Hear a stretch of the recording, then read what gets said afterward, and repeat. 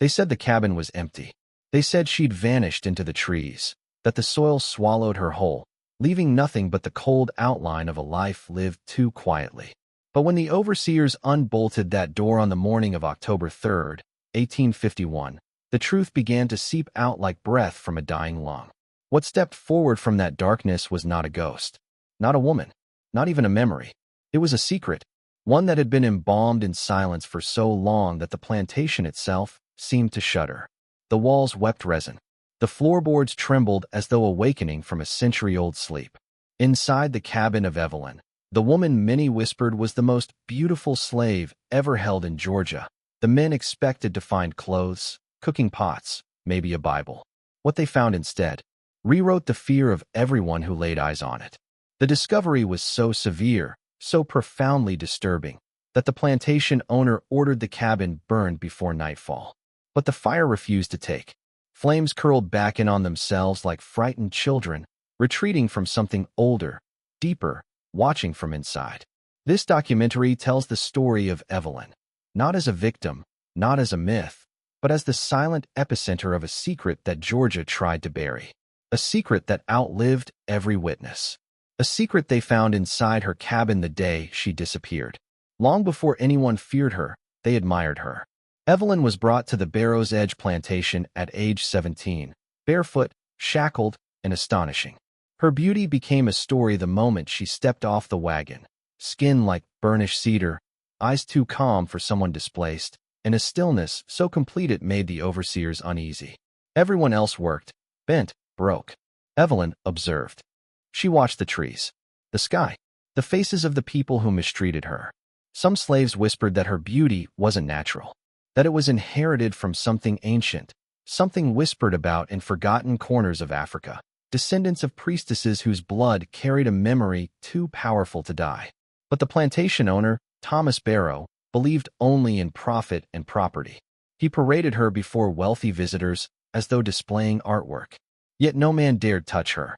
Not because of morality, none of them possessed that, but because standing too close to Evelyn felt like approaching a storm cloud moments before thunder ruptures the air.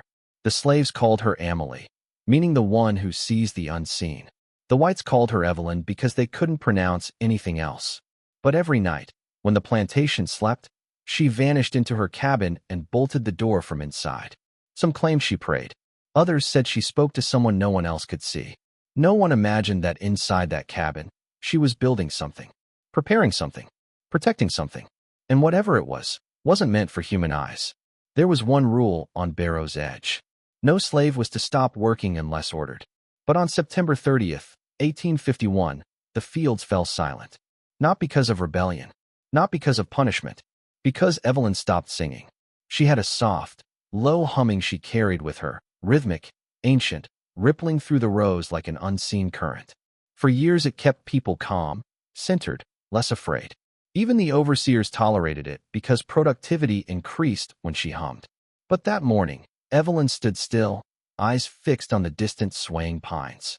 Her lips parted, but no sound came. Her hands trembled, and then she collapsed. The shock rippled through the plantation.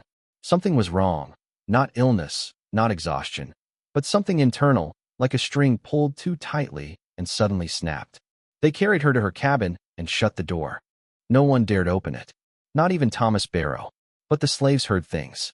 A heartbeat that was not quite human. Whispers that slid beneath the door like drafts. Scratching, soft at first, then frantic. And her voice, repeating something in a language no one recognized. Some said the words sounded older than the soil. But by dawn, the cabin was silent, and Evelyn was gone. Thomas Barrow ordered the entire property searched, swamps, barns, quarters, even the well that generations feared. But there was no trace, not a footprint, not a broken blade of grass. Nothing but the locked cabin, untouched and ominous. The iron latch was cold, too cold, as if frost had kissed it. When Barrow placed his hand upon it, he recoiled. It burned him, but with cold, not heat. Behind him, the slaves kept their distance. They muttered prayers under their breath. No one wanted that door opened, especially not by force. Barrow ignored them. Pride made him reckless. He sent 2 overseers to retrieve a crowbar. But the moment the metal touched the latch, the bar split in half like brittle bone. The overseers fled. But Barrow, trembling with both rage and fear he refused to acknowledge, pressed his ear to the wood. He heard breathing. Slow, rhythmic, but not Evelyn's. Something deeper, something patient, something waiting. That afternoon, he summoned the local preacher, a man named Reverend Collingsworth, known for his harsh sermons and unquestioning allegiance to white society. When Collingsworth approached the cabin, the trees shifted as if leaning closer, listening. He placed his palm against the door. His face went pale. "Thomas," he whispered, voice cracking. "This door isn't meant to be opened. Not by us." But Barrow had already made his decision. Tomorrow, at first light, they would break the cabin open. October 3rd began with a fog thick enough to erase the horizon. The plantation awoke stripped of color, as though the world itself was bracing for something it didn't want to see. Barrow gathered 5 men, 2 overseers, the preacher, and 2 hired hands from town. Each carried tools, axes, hammers, chains. No slave was allowed near. But they watched from afar, breathless, the unspoken dread shared across generations. When the first axe struck the cabin door, the sound didn't echo. It sank, absorbed by something inside. The wood didn't splinter. It bled. A dark, sap-like substance oozed down the grain, thick as tears. The second strike triggered a vibration underfoot, as though the foundations of the earth quivered. The preacher begged them to stop. Barrow refused. After 20 minutes of relentless pounding, the door finally gave way, collapsing inward like a mouth forced open. The fog hesitated at the threshold, refusing to enter. And beyond it, darkness. Not the darkness of a room without a window, but the darkness of a place where light had been swallowed whole. The men stepped inside. Their lanterns flickered like dying insects. Their boots crunched on something brittle, something that sounded like dried petals or old bones. One man screamed. Another dropped his lantern. What they saw inside Evelyn's cabin that morning became the first secret the town tried to bury, and the most harmless of what was still to come. When their eyes adjusted, the structure of the room revealed itself, not as a living space, but as a shrine. The bed was gone. The small table was overturned. The hearth had been sealed with clay, as though something had been imprisoned inside. And the walls. The walls were covered in symbols carved so meticulously that they seemed to pulse. Lines intersected with curves, spirals wove into jagged markings. An alphabet no one could read, but all instinctively feared. Above these symbols were shapes, silhouettes of human forms painted in something too dark to be ink. The faces were blurred, melted, erased. In the center of the room lay a circle of dried flowers, arranged with painful precision. But these weren't Georgia flowers. Their petals were blackened, preserved, but not from rot, from intention. At the heart of that circle sat a bowl. Inside it, teeth. Human teeth. Small ones. Children's. Reverend Collingsworth collapsed to his knees, clutching his crucifix. One of the hired hands screamed that it was witchcraft. Barrow stepped forward, his face drained of color, his voice a whisper. "No one says a word about this. Not to anyone. Do you hear me?" But the cabin wasn't done speaking. Because as they turned to leave, the carved symbols on the walls began to shine. Faint at first, then brighter, until the entire cabin pulsed like a beating heart. The glowing intensified, throbbing with impossible rhythm. The air thickened, heavy enough to bend breath. One overseer clutched his chest. "I can't breathe." His voice dissolved as he dropped to the floor. The preacher yelled for them to get out. Barrow tried to drag the dying man, but his fingers slipped off the overseer's clothes. Sweat poured from Barrow's palms like he was being wrung dry. The lantern flames spiraled upward, stretching thin like threads pulled toward an unseen ceiling. Emanating from the walls was not just light, but sound. A low, resonant thrum, identical to a heartbeat amplified through soil. Boom, boom, boom. It synchronized with the flicker of the symbols. Barrow stumbled backward, colliding with the bowl of teeth. It spilled, teeth scattering across the floorboards like hailstones. The heartbeat quickened. Boom, boom, boom, boom. The preacher seized Barrow's arm. "Thomas, this room has chosen. What the hell does that mean?" But he received no answer, because behind them, in the darkest corner of the cabin, something stirred. A figure. Still, silent, but unmistakably human. Barrow moved the lantern closer, against every instinct telling him to flee. The figure was facing the wall, body rigid, hair matted, skin gray as ash. When the preacher touched its shoulder, the figure turned. And it wasn't Evelyn. The face that turned toward them was wrong. Not deformed. Not mutilated. Just wrong. Like a portrait painted by someone who had never seen a human and relied only on rumor. The eyes were too wide. The mouth too calm. The expression too knowing. The men froze. The figure tilted its head, studying them with a serenity that felt predatory. Barrow trembled. "Who are you?" The figure blinked once, then spoke with Evelyn's voice. But the words were not English. They weren't any language. They were vibration, ancient cadence. And as the sound touched their ears, the symbols on the walls shifted, rearranging themselves into a new pattern, as though responding to a command. The preacher began to sob. "That is not Evelyn. That is something using her voice." The figure stepped forward. With each movement, its limbs cracked softly, like joints being forced to remember how to function. Barrow grabbed an axe. The lanterns flickered. The figure smiled. And in a voice now perfectly fluent, perfectly human, it whispered, "She's not gone." The air collapsed inward. A gust of wind burst through the cabin, extinguishing the lanterns. Darkness returned like a closing eye. Screams followed. Only 2 men made it out. When the 2 surviving men stumbled out of the cabin, they looked less like laborers and more like men dragged from a battlefield. Their eyes were wild, unfocused, incapable of anchoring themselves in the world around them. One fell to his knees and vomited until blood stained the dirt. The other stared at the sky, whispering the same phrase again and again. "It saw me. It saw me. It saw me." Barrow crawled out moments later, his clothes shredded, his hands torn as though he had clawed at something in total darkness. The preacher was last. He emerged silently, face ashen, crucifix clenched so tightly in his fist that blood dripped from between his fingers. Behind them, the cabin door swung shut on its own. No wind. No hands. Just finality. The slaves watching from the fields didn't move, didn't speak, didn't even breathe. They knew what they were witnessing was not human, nor meant for them. Barrow staggered to his feet and barked an order with a trembling voice. "No one goes near that cabin.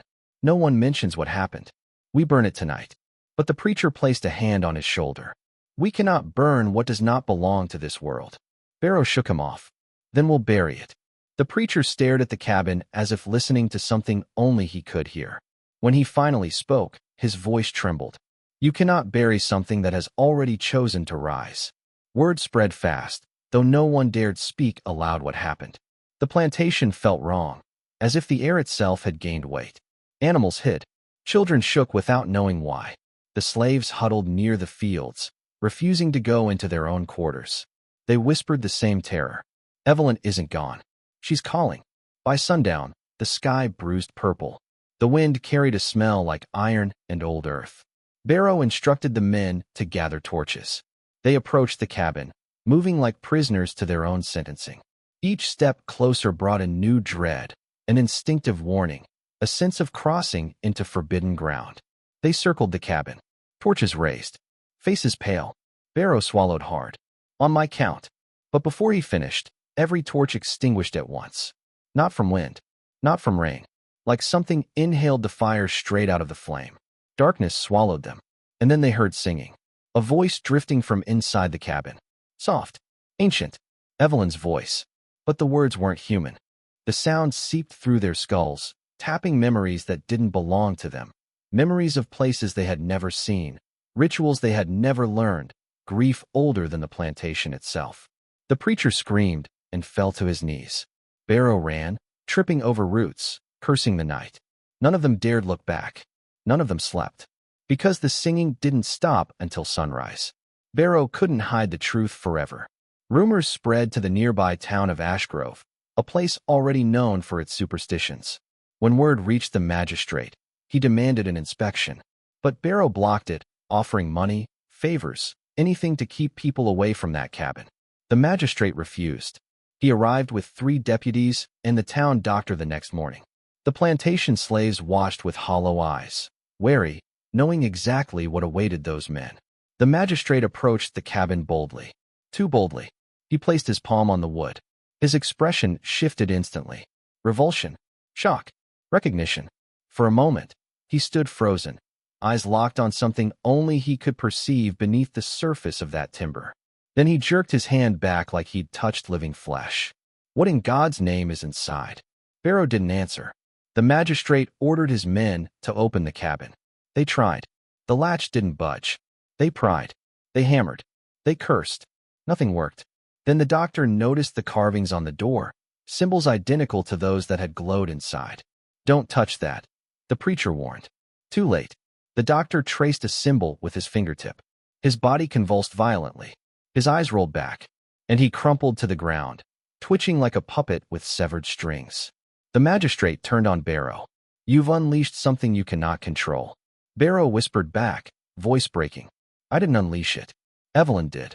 That night, the plantation descended into chaos. 3 slave children vanished, taken from their beds without a single footprint left behind. Their mothers wailed, clawing at the earth, cursing Barrow, cursing the cabin, cursing the thing that now lived inside it. By morning, the magistrate demanded a search party. But before they could begin, one of the missing children reappeared. A little girl named Ruth. She emerged from the woods calmly, as if she had simply gone for a walk. Her dress was pristine, her hair neatly braided. But her eyes were not a child's eyes. They were ancient, empty. She spoke softly. She sang to us. She said we belonged to her now. "Where are the others?" one mother screamed. Ruth blinked. "Inside the circle." "What circle?" She lifted a small, trembling hand and pointed toward Evelyn's cabin. No one wanted to go, but panic overruled fear. They followed Ruth. When they reached the cabin, the bowl of teeth was upright again, refilled. But now, inside the circle of blackened flowers, there were 2 new shadows. 2 shapes the size of children, sitting perfectly still. But when the mothers lunged forward, the shadows dissolved, like smoke escaping a broken jar. The women collapsed in grief. The preacher whispered a shaky prayer. Ruth only smiled. She said the circle is never empty. Reverend Collingsworth demanded answers from the slaves, anything they knew about Evelyn's past. At first, none spoke. But an elderly woman named Mama Jo, who had survived more horrors than any living soul, finally stepped forward. Her voice trembled as she recounted what Evelyn had told her long ago. Evelyn was not merely beautiful. She was born into a bloodline of women believed to be doorkeepers. In her ancestral village, doorkeepers were guardians, chosen at birth, marked by visions, destined to stand between the world of the living and something older. They were not witches, not prophets, something in between, something sacred. Mama Jo's voice quivered. "Doorkeepers ain't meant to be owned, Master Barrow. You can chain their body, but not their purpose." "What purpose?" the preacher asked. "To hold closed a door that must never open." Barrow shook his head. "That cabin wasn't a door." Mama Jo stared at him. "It is now." A silence hung heavy in the air. The preacher swallowed. "So Evelyn built it?" "No," Mama Jo whispered. She recognized it. It was already waiting for her. Barrow's knees buckled. He understood now, too late, that Evelyn had not been keeping secrets inside that cabin. She had been containing something. And the moment she vanished, the door she guarded began to open. The plantation fell under a strange quiet as dusk approached. Crickets went silent. Birds vanished. The wind refused to blow. Then, as the last sliver of sunlight died, a dense black fog rolled from the forest. Not gray, not natural, black, like ink poured across the earth. It moved with intent, curling around trees, slithering toward the cabin. The slaves fled inside the quarters, crying, chanting prayers their ancestors had whispered during darker centuries. Barrow and the magistrate watched in horror as the fog circled the cabin 3 times, slow, deliberate, ritualistic. On the 3rd rotation, the cabin groaned. A deep, pain sound, like wood remembering it used to be bone. The preacher clutched his Bible. "She's calling it. Or it's calling her." The magistrate backed away. "What is inside that cabin?" The preacher didn't answer. He couldn't, because at that moment, a human silhouette appeared in the fog. Tall, female, still. Barrow gasped. Evelyn. But when the fog thinned, the figure dissolved into it, leaving nothing but the echo of the hum she used to sing in the fields. A hum that now sounded like mourning, or warning. At dawn, they found the cabin door standing wide open. It had not been pried, not forced, opened. like a mouth welcoming its next breath. The magistrate insisted on entering with his deputies. The preacher refused, saying he would not set foot inside again. Barrow, desperate and unraveling, followed the magistrate. Inside, the circle of flowers was gone. The bowl of teeth was empty. The symbols had changed again, now more intricate, more violent in their geometry. At the far corner of the room lay something new. A dress. Evelyn's dress. Folded neatly. Under it, a single line carved into the floor. She returned what was hers.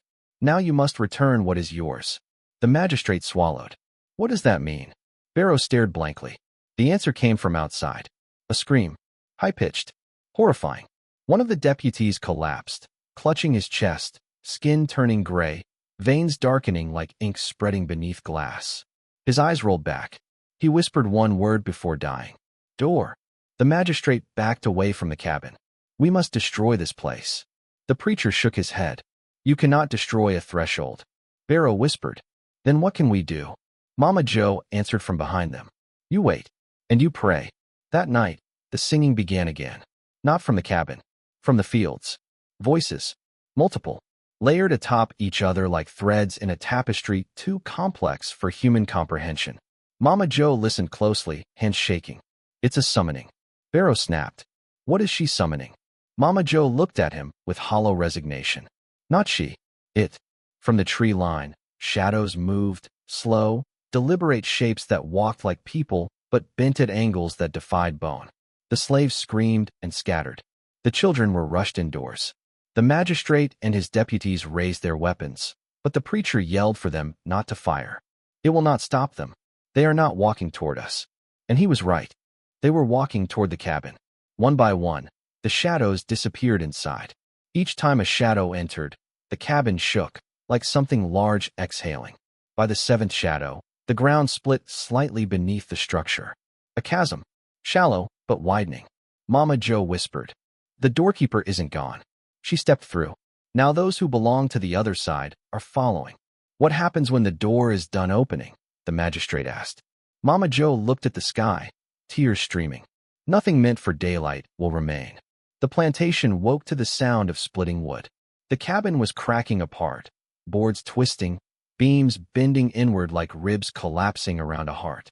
Barrow rallied men to pull it down before it released anything else, but the moment they touched the structure, the wood blistered, burning their hands without flame. Inside the cabin, something pulsed. A glow. Red. Slow. Alive. The magistrate, trembling, declared an evacuation. No one stays on this land another night. But it was too late. The ground beneath the cabin shook violently. The chasm widened, swallowing the foundation. The cabin's roof caved inward, collapsing into the growing void. Screams erupted, from the fields, the quarters, the woods. Because all across the plantation, people saw the same thing. Evelyn, standing at the edge of the forest. But not alone. Behind her, dozens of figures, pale, expressionless, watching. Evelyn lifted her hand, and the hum she had once sung so softly in the fields erupted into a roar, deafening, ancient, furious. The cabin shattered completely, splintering into the abyss now yawning beneath it. The hum stopped. Evelyn vanished, and the earth sealed itself, as if the cabin had never existed. By morning, authorities arrived to a plantation in ruins. Buildings half abandoned, people missing, children catatonic. Barrow unable to speak, staring at the sealed ground where the cabin once stood. The official report called it a sinkhole, but the magistrate knew better. He resigned from office that same day, moved west, and never spoke of Ashgrove again. The preacher disappeared a week later, last seen walking toward the forest at dusk, Bible in hand, humming Evelyn's tune. Mama Joe took the surviving children and fled north. Before leaving, she carved a single symbol into the bark of a tree near the former cabin site, a warning to anyone who might one day disturb the land. As for Barrow, he hung himself in his study the following spring. On his desk, he left a single note. The door was not meant for us. For years, no one dared live on the property. Animals avoided it. Plants refused to grow where the cabin had stood. Eventually, nature reclaimed the plantation. But the silence never left. Nor did the hum some claim to hear on windless nights. Nearly a century later, In 1950, a team of surveyors arrived to map the land for redevelopment. They noticed something unusual. Their compasses spun wildly within a 50-foot radius of a particular patch of earth. Animals refused to cross it. Insects died instantly when placed upon it. One surveyor, curious, began to dig. 5 inches down, his shovel struck wood. He cleared more dirt. Not wood, timber. A plank. Preserved perfectly, untouched by time. Carved into it was a symbol. One identical to the ones described in the old plantation records. The ones glowing on the walls of Evelyn's cabin. The surveyor took a photograph. When it was developed, the plank was visible. But behind it, a faint figure. A woman. Her eyes wide. Her expression calm. Her face unmistakable. Evelyn.